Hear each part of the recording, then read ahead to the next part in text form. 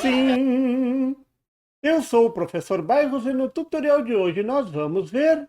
Será que a potência no ferro alimentado com meia onda cai mesmo pela metade? Eu mostrei no tutorial passado que usar um diodo em série com o ferro de solda diminui a potência no ferro pela metade. Então o seguidor Fábio fez a observação da figura, argumentando que a potência cai 4 vezes, sai de 60 watts para 15 watts, e não metade da potência. E é uma observação com argumentação e muito boa. Então vamos analisar nesse caso, nesse tutorial. Vamos lá?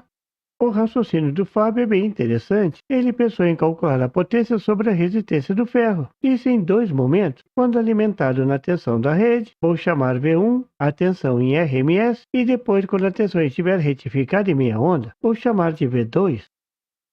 Usar uma variável comum às duas situações é o pulo do gato. Foi isso que o Fábio pensou e escolheu a resistência, uma escolha muito interessante, já que a resistência do ferro não muda quando alimentado com a tensão AC da rede, tensão V1, ou quando alimentado com a tensão retificada, a tensão V2.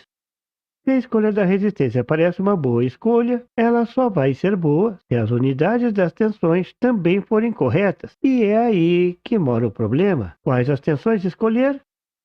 Aqui pode acontecer algo similar ao que ocorre no retificador com filtro, como o da figura. Um retificador de onda completa com center tape. Se a tensão no secundário for de 12 volts AC, então a tensão na saída do retificador será de aproximadamente 17 volts. Como pode a tensão aumentar se não tem nenhum componente ativo no circuito?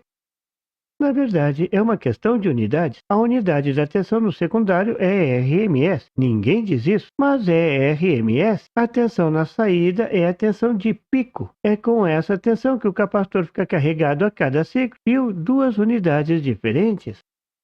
E todo mundo sabe que a tensão de pico é igual à tensão RMS multiplicada por raiz de 2. A tensão de pico é bem maior do que a tensão RMS. Ao pé da letra, você deveria descrever a tensão no secundário do transformador como 12 volts RMS. Aliás, você deveria fazer o mesmo para a tensão de todos os aparelhos da sua casa. A relação que o Fábio salienta é baseada na potência elétrica em função da tensão e da resistência, e está absolutamente correta, desde que usemos as mesmas unidades das tensões. Por exemplo, se o chuveiro de 7.500 watts e 220 volts for ligado em 127 volts, com qual potência esse chuveiro vai esquentar? Se a tensão é metade, então ele vai esquentar pela metade? Não, veja o porquê. A potência é 7.500 watts em 220 volts RMS. Ninguém diz, não é mesmo? Mas sim, é RMS. A equação da potência em relação à tensão e resistência é dada pela conhecida equação da figura. E agora você ligar o mesmo chuveiro, isso é com a mesma resistência, numa tensão de 127 volts, ou melhor ainda, só para fins didáticos, 110 volts RMS, metade da tensão. Qual a relação entre a potência em 110 volts RMS e a potência em 220 volts RMS? Como a resistência é a mesma nas duas equações e as tensões estão todas na mesma unidade, RMS, então na equação da potência em 110 volts RMS, vou substituir a resistência isolada na equação da potência em 220 volts RMS. A resistência fica igual à tensão de 220 ao quadrado dividido pela potência em 220 volts. Eu não escrevi, mas é 220 volts RMS. Substituindo essa resistência na equação da potência em 110 volts, agora é só usar um pouquinho de mágica da matemática. Temos aqui uma divisão de frações, e para dividir frações a gente pega o numerador e multiplica pelo denominador invertido. Eu sempre achei essa regra da matemática muito bizarra. Uma divisão que se transforma em multiplicação.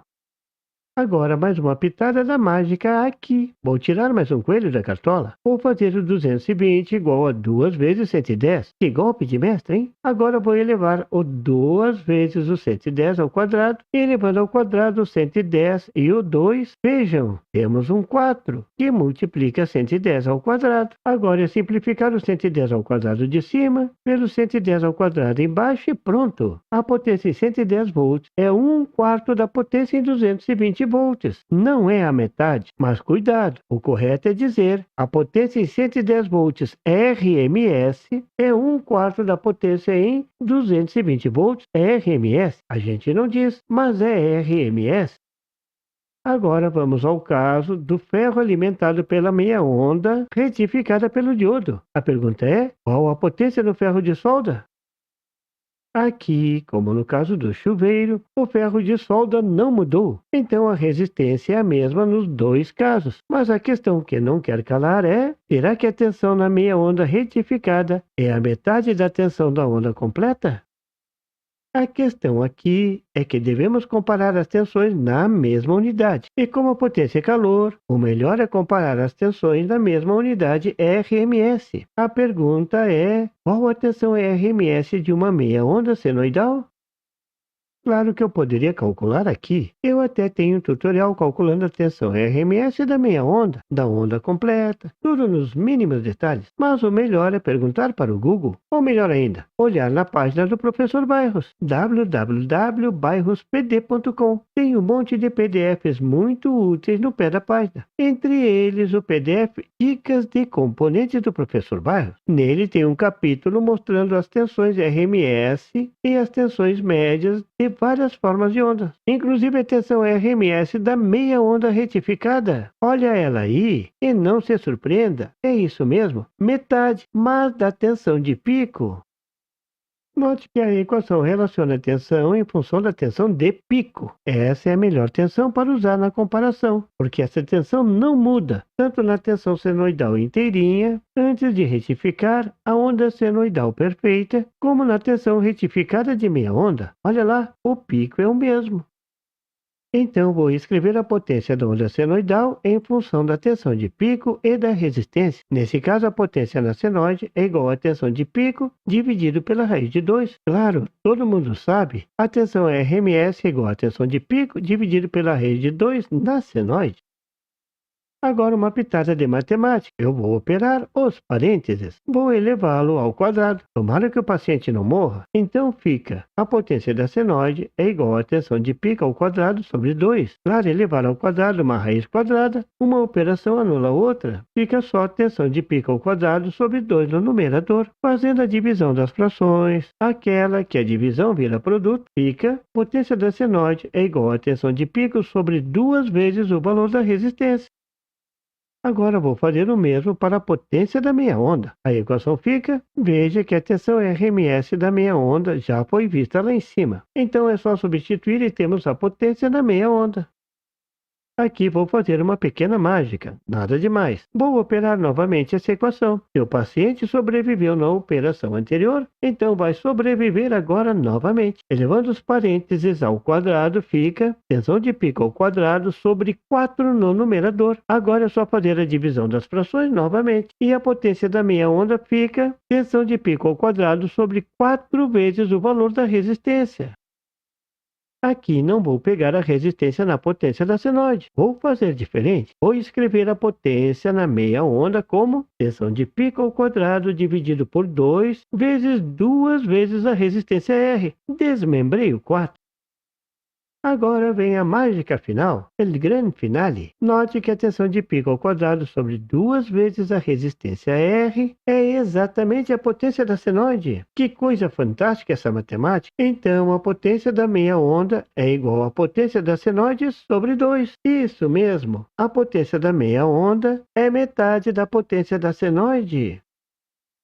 Então, colocar o diodo em série com ferro de solda faz com que esse esquente pela metade da potência. Por isso, o circuito da estação de solda mais simples do mundo funciona. Alguém perguntou se o diodo vai esquentar muito? Nesse caso, não, porque a corrente é muito baixa e a queda de tensão no diodo conduzindo também é bem baixa. A estação de solda é a mais simples do mundo, mas a explicação nem tanto, não é mesmo? Por isso confunde muita gente, mas no fundo é só uma questão de unidades.